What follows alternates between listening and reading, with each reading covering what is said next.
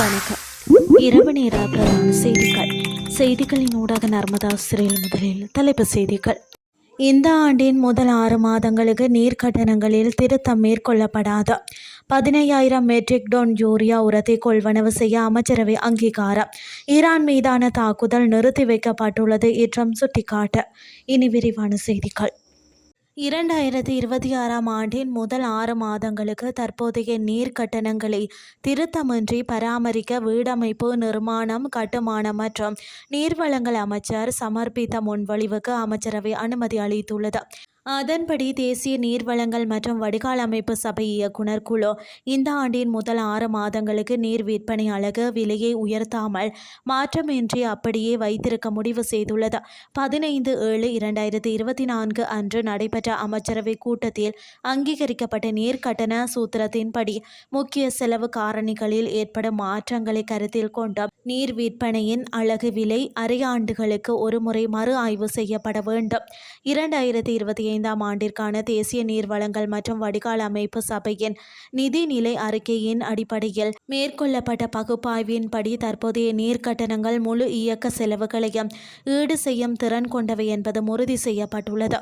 நாட்டின் சிறுபோக பயிர் செய்கைக்கு தேவையான 15,000 மெட்ரிக் டன் யூரியா உரத்தை விவசாய அபிவிருத்தி திணைக்களத்தின் விவசாய சேவை குழுக்கள் மூலம் கொள்வனவு செய்வதற்கு அமைச்சரவை அங்கீகாரம் வழங்கியுள்ளது. 2026ஆம் ஆண்டின் சிறுபோகத்திற்கு 5,50,000 ஹெக்டேயர் நெல் நிலங்களில் பயிர் செய்கை மேற்கொள்ளப்படும் என ஆரம்பத்தில் மதிப்பிடப்பட்டிருந்த போதிலும் தற்போதைய சூழ்நிலைகளின்படி அது 4,50,000 முதல் 5,00,000 ஹெக்டேயர் வரையான பரப்பளவாக குறையலாம் என எதிர்பார்க்கப்படுகிறது.